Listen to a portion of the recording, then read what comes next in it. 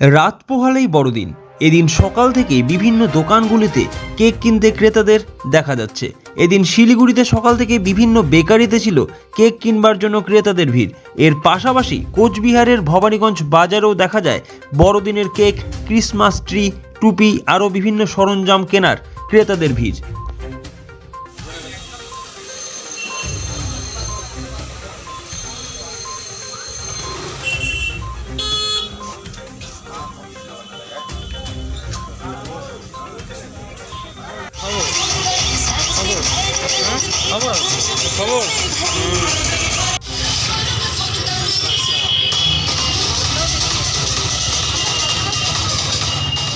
Sponsored by Vishal অ্যাম্পোরিয়াম।